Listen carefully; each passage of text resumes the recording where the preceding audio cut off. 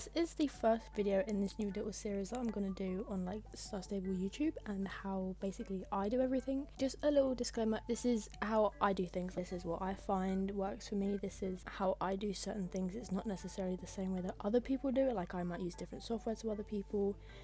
Other people might not have access to the software that I use, so it's not like a this is how you have to do it, because there are other ways to do it. But yeah, so this is the first one that I'm doing, and this one is how I make my thumbnails, which I constantly change how I want my thumbnails to be, so this might not be like a continuous way of how I do it, but the software and the apps that I use will more than likely be the exact same. Like I'm still going to use the same things. Because this video doesn't have a certain theme, I can kind of do it wherever, but like for the Western Festival videos that I've been doing, the thumbnails I've been taking have been at Starsign Ranch, but for ones where like it was the Equestrian Festival, I was taking them in Jorvik, no, obviously in Jorvik, I was taking them in Jarlheim and in Moorland where that mini festival setup was. So because this video doesn't exactly have a theme, but the outfit is like westerny, I still kind of want to do it in the Starsign Ranch area. Also, it does take time. I like not rushing my thumbnails because I saw a video a long time ago about how to like really bring people into watching my videos. Someone said to title your videos different to what you put in the thumbnail, but then I also like having quite busy thumbnails. I feel like they draw in a lot of people's attention. I know they take longer to read and longer to understand what the video is about, but I feel like the one that I made about buying the American Saddlebred and having the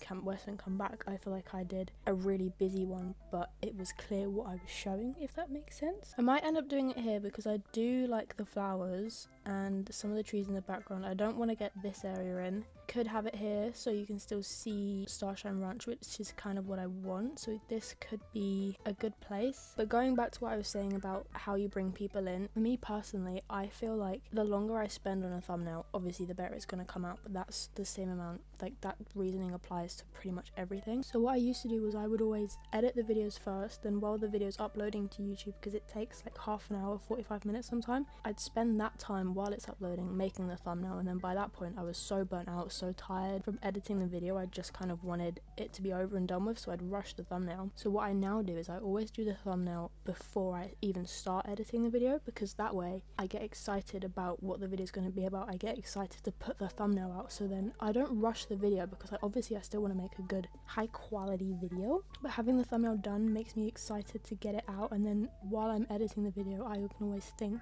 if I want to tweak anything. I think that's all I had to say about doing the thumbnail first. Obviously that just works for me, that might not be the case for everybody else. I think this is where I want to take the thumbnail. So what I do first, I always just go into photo mode, hide the horse, obviously hide others. I don't think there's anyone else in it, but you know, just to be safe. And now I kind of just angle it around, seeing what I want in the thumbnail. I don't want that donkey in it, so I'm just kind of brush over to here and then lower it a bit, because I like seeing more of the flowers. I always have it in the middle of the day. Obviously I've changed this is just how I have the game. They're just my settings for the game, so that's how colourful the game is for me. I think I'm happy with my field of view. I normally go in a bit closer, because when I go into the app that I use to actually edit the thumbnail, I zoom in anyway, so I want to make sure that I have like as high quality as possible. I just remembered I am going to be blurring it out, so I feel like I can go back a little bit more. Once I'm happy with the picture of the background, I just literally take the picture, save it to my computer, and then now I need to start thinking of how I want my character and the horse. I make this a lot more difficult than it needs to be, because I just think, do I want my character on the horse, do I want my character off the horse, do I want the horse to be moving, do I want to be moving on the horse, does my character need to have like any emotes going on? But I think for this, I kind of, did you see that idle animation that my horse did just there where it looked to the side? I kind of just want to wait till my horse does that again, because I quite liked that.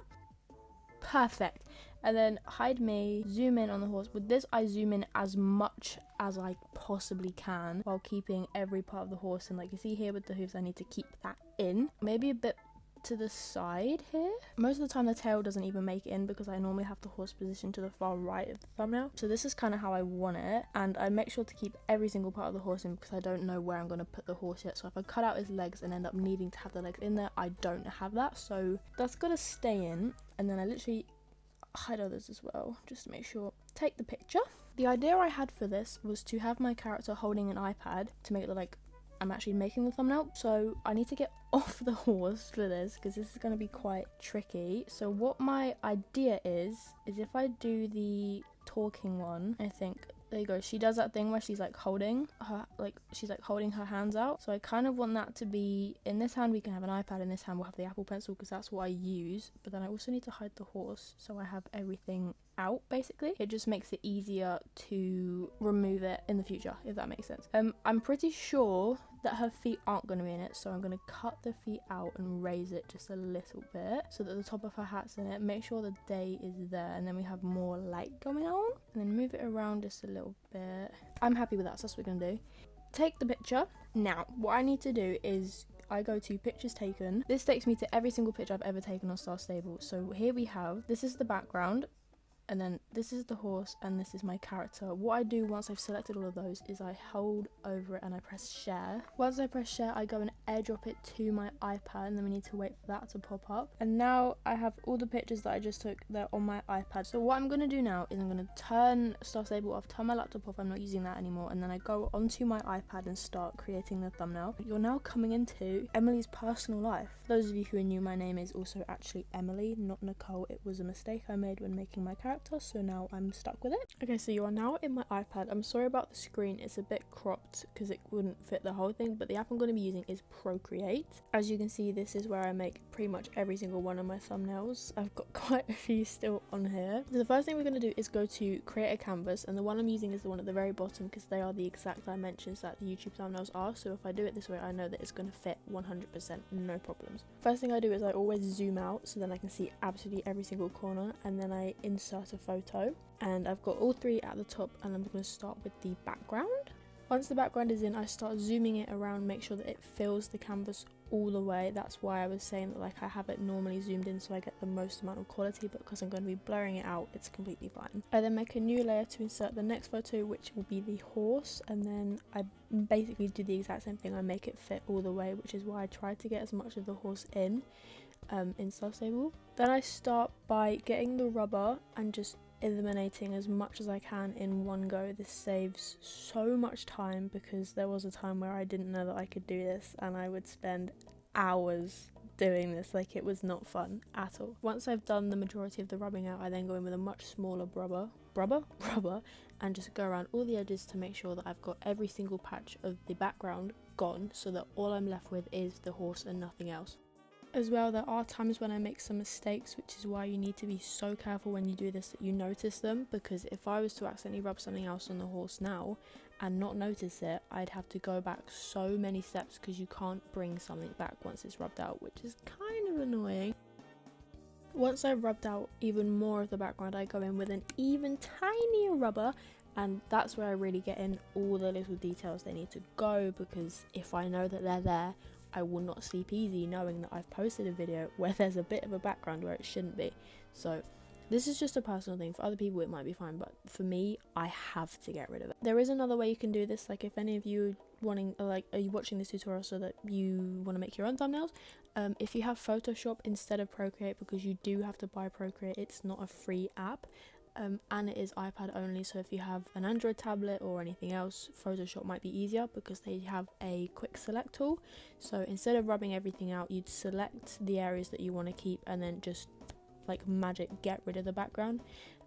I do have Photoshop, but I like doing it this way because sometimes I'll miss an area that should be gone, and then again I won't sleep easy knowing that it's there, and it makes more hassle for me, but for someone else it might work perfectly fine.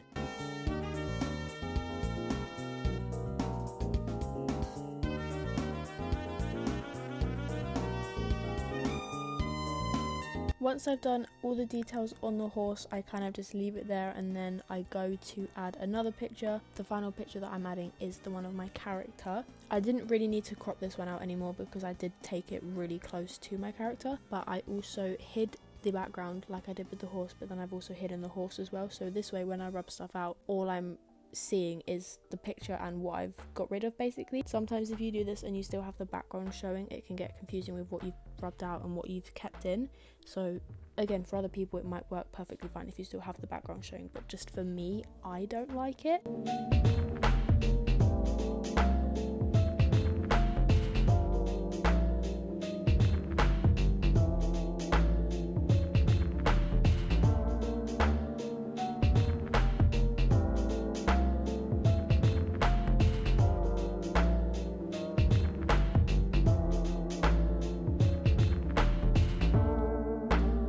Okay, so now I've done all of that, I then bring all my layers back together, and this is where I start moving things around. But before that, I always blur the background because then I know exactly how it's going to be.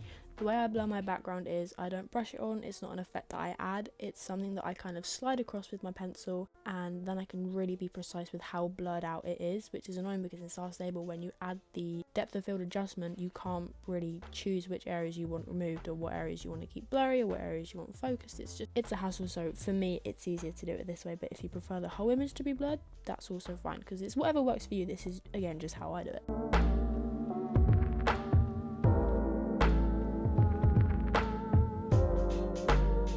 So what I've gone and done is I've got a picture of an Apple Pencil and a picture of an iPad that I'm going to use to put in my character's hands, which is the idea I was talking about. The way I do this is I literally just hold down on the image and save it to my camera roll, then I import it right into Procreate. The way I do this is the exact same way I do it with the horse, the character and the background. I just rub it out the areas that I don't want, so I am just going to skip forward for this part because you just really don't need to see it, like it's not that interesting. It's basically the exact same thing that I've already been doing. So once I have everything laid out, I start positioning it into the way I feel like my character's hand would be holding it. Obviously you're not just going to be holding it straight out flat, like that's wrong, no one does that. So I have like a distortion tool that I can kind of move it around to change the perspective of it, which is really cool, and I love that I can do that in Procreate. I literally just place it in my character's hands, trying to make it look like she's holding it, even though you can very clearly see that she's not. I do the same thing with the Apple Pencil. I don't necessarily need to distort it because it's a pencil, like you can be holding it in any way, if that makes sense. What I go and do is I change the opacity on the Apple Pencil so I can kind of see through it, and then I basically just rub out where the fingers are to really try and make it look like she's holding it. Again, these are just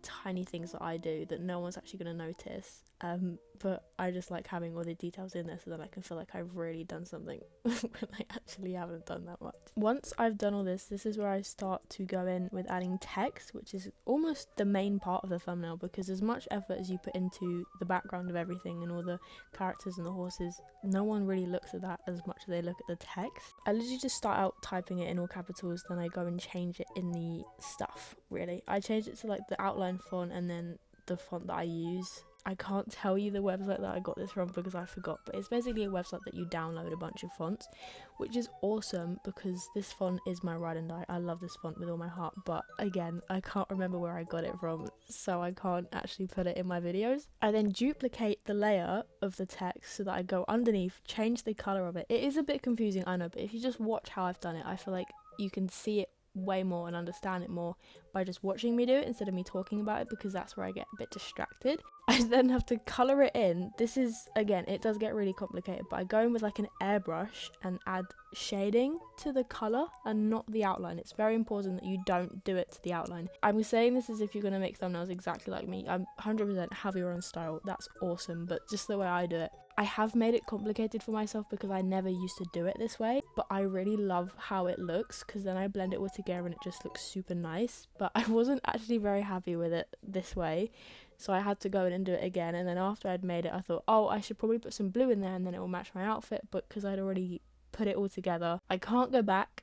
So now that's just how it is. This is where I start experimenting with it. I never used to do it this much, but I basically cut out all of the words from the text and move them around separately, but I wanted to put them behind the horse and my character, but you couldn't read it as well. Like the way I did it with the Western Camp video, I feel like I did that so well. That was because I'd left space on the other side of my character, which I didn't do. But this part is literally me just moving it all around, experimenting with what looks nice, what kind of looks a bit tacky almost, and areas that I'm not a fan of.